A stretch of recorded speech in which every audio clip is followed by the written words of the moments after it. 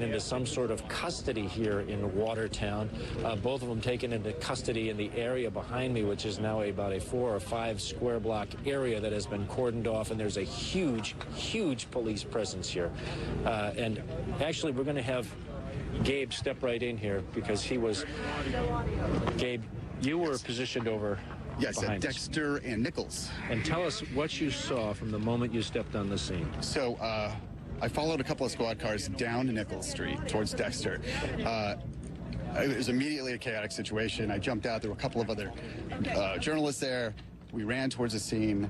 The police had, from multitudes of agencies, all had their weapons drawn, pointing at a vehicle that we could not see from our vantage point. They were screaming for somebody to put his hands up, to get out of the car. At some point, he did do that. Because then we could tell that the officers were relaxing. We still couldn't see the car or the suspect. Then at some point, they brought him from his vehicle to a police car. He was completely naked. He'd been, during the confrontation, I did hear him, and I believe you may be able to hear this on the tape we shot. They were ordering him to remove all his clothes, including his underwear. It was clear. You heard the police officer say, remove all your clothes, yes. Remove your skivvies. Exactly, right. Exactly. So that's when they brought him completely naked into a police car. Was he in handcuffs? I believe he was cuffed, yes. He was being escorted, put in the car. So about 10 or 15 minutes ago, the FBI arrived.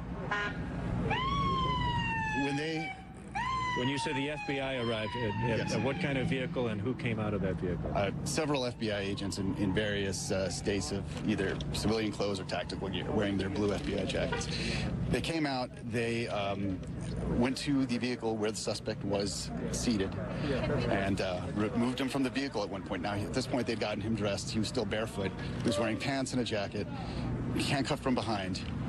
They led him away from the vehicle towards a wall of a business.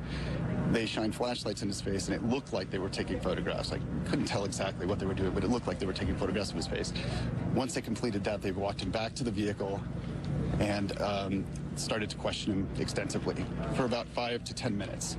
Then they put him back in the vehicle. Let me just ask the control room, are we rolling any of the arrest video? And if we are, please say that in my ear when we're doing that. We are taking care not to show a naked man on TV. Drew, can I... You said... Drew, if I could